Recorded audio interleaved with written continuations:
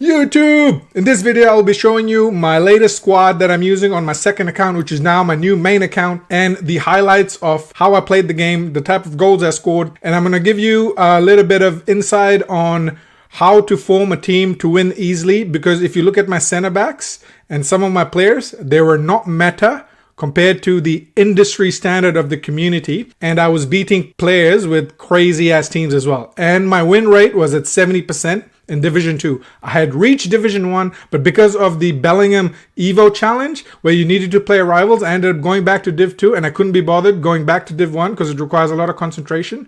So I'm just going to chill at Div 2 for now.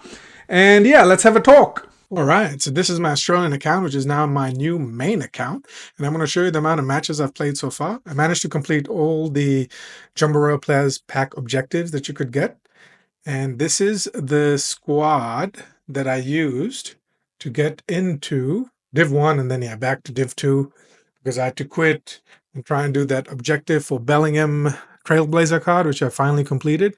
But anyway, this is the squad that I use, and as you can see, I'm using 3 players that no one would use. Gabriel as center back, the left back for Real Madrid, and the left winger. Now, all 3 of them are really good. The only problem with Gabriel is that he can't catch fast defenders. So if you give a lob through pass, he's not going to catch you one. But his tackling and slide tackles are amazing. AI is amazing.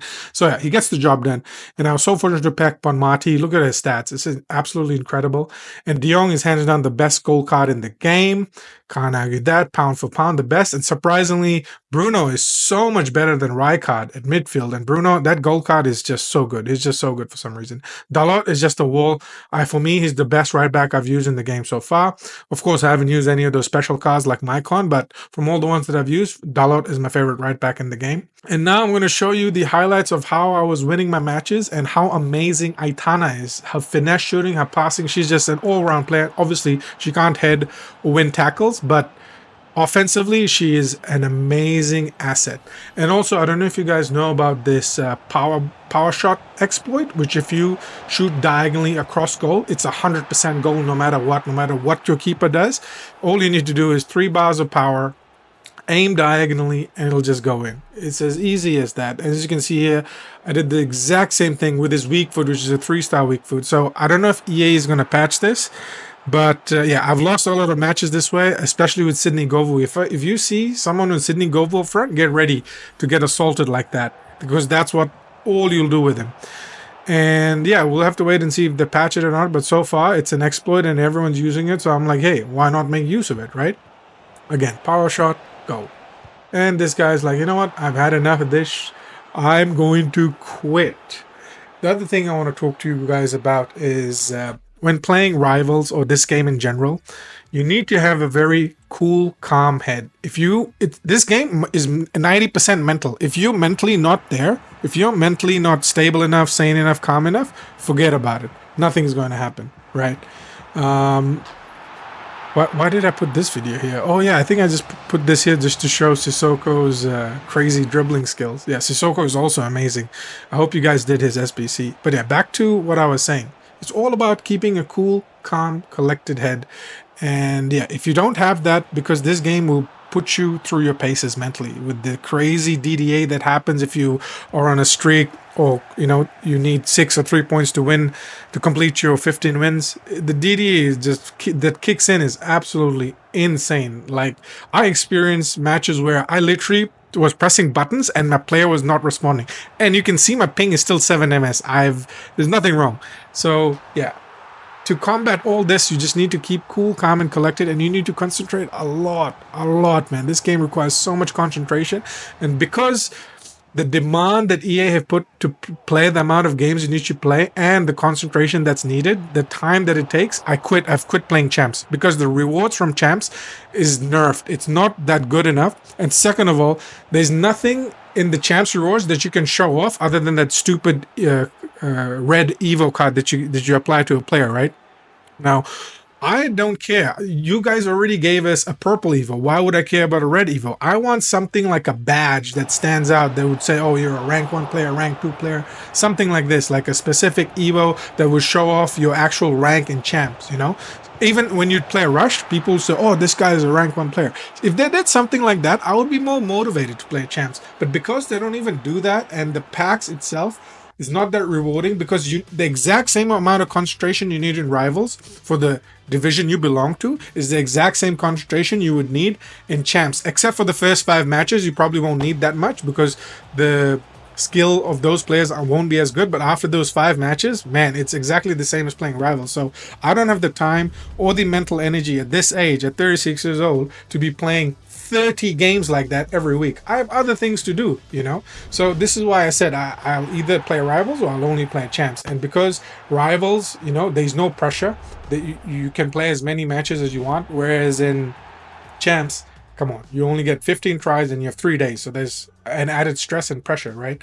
So this is why I said, forget about champs, don't need it. You get enough rewards from squad battles and Rivals. But moving forward, I think I might just do 5 rival wins and then just leave it at that, because there's other objectives to do. There's Rush, there's squad battles, and I also want to play COD with my friends. Man, playing COD is like a walk in the park mentally compared to playing this game. Man, when I play COD, I don't rage. I'm just chilling, man, because you either die or you either kill someone. That's it. There's no DDA. There's no worrying about, what this guy gonna do. Oh man, it's just so much more fun. I get so much better dopamine from killing people in that game than doing things in this game. There was a period last week and this week where I cemented a very good formula on how to play the game, getting my midfielders with passing traits, pinging the passes around, scoring goals. But now I'm kind of like over it, I've gotten that rush, that achievement that, I figured out how to play the game. I know how to score goals, how to set up my team. And it's just, the game literally boils down to having the right type of players. It's pay to win, end of the day, and that's all it is. So you can try as much as you want to not beat pay to win, but at the end of the day, if you meet a same skill player and his team is better than yours, you are not winning that match. It's just end of story. In previous FIFAs, man, you could take a silver team and beat someone with the same skill level as you, for example. But now you can't do that. The game is just very pay to win, and this is why I added money to this account, because I was like, I can't be bothered grinding. My pack luck wasn't that good up until I packed Aitana. I'm very grateful I packed her. Honestly, if I didn't pack Aitana, I wouldn't be playing on this account, and I probably would have just stopped playing FC25 in general. Because I packed her, it gave me that motivation, incentive to try out and to build a team around her and just to keep playing. And I'll be honest with you guys, I'm not that motivated to play FC at the moment. Up until they do any other update or some sort of objective that makes it more pleasurable playing this game, I won't be playing, because this game just takes too much time away. There's too much stress involved from trying to win a match. When you play lower skill opponents, then it's super easy, right? There's no stress. But man, playing against the same skill, because they want to win, you want to win, and the match will always go down to the final minutes. EA need to figure something out, man, because they need to figure out a way to reduce the time it takes to play this game. There's just too many hours taken from people's lives to play this game, and too much money as well, right? So I hope they fix something in the future. Again, my plan initially was to play this game in January when PS4 Pro comes out. Then I wanted to play this game because I think this game, FC or FIFA in general, is always best to play in January after they release this massive big patch when they fix so much garbage. So yeah, January is the time to play this game. That was my initial goal. But because of circumstances in my life, I got a little bored and I was like, man, I need to do something. So I was like, yeah, let's just start playing this now. And I've mentally reached that point where I'm kind of over FC at the moment. So we'll see. We'll see what sort of things they release in Season 2. But for now, I have zero enthusiasm to play this game. And this might be my last FC video for a while, but we'll have to just wait and see. And that's pretty much all that I wanted to, I guess, talk about with you guys. I hope you're enjoying the type of goals I'm scoring. Some of them are cheap type goals, finesse shots outside the box, but don't blame me. This is how the game was designed. This is how you got to play. There's no other choice. The AI defending is, they just stick like glue. So this is the only way to score. Look at that power shot. Boom. Outside the box. See, they formed a wall. What do? Create space and shoot that. That's how they've made this game. I miss the old days where you could just pass, go inside the box and then shoot. Now you're forced to play this way with the Playstyle Plus system, which they have implemented. And yeah, it's not that fun. It gets kind of old and boring after a while. And I feel sorry for those guys that are skillers. I play a lot of those guys, but they're forced to reduce their skill moves because the game just doesn't allow you to play that way anymore. Yeah, I guess that's pretty much all that I wanted to talk about.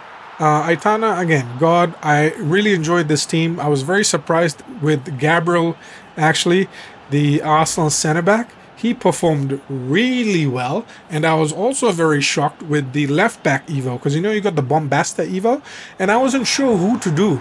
And I just took a gamble on this guy. I was like, you know what, before I do this Evo, let me just use his gold card in 3 matches online. And dude, he performed amazingly well. His AI at intercepting is amazing. Obviously, at 78 rated, he has flaws. But man, with that boost to 86, all those flaws will just disappear. Hey, look at this near post goal from De Jong. Do you know near post is so OP? All you need to do is just wait for the keeper to make that micro move, and you just shoot near post. It'll go in all the time. So yeah, I hope you guys use that near post thing. It's very, very OP. Again, I think this is the match where I lose. I lose 7-5 to this guy at the end. Yeah, 7-5, because this is the match where I was doing the Bellingham objective, and I just kind of like gave up, right? And this brings us to the final match. This is the final match where I got my win for 45 points, and I will leave it at that. So I hope to see you guys in the future. Peace.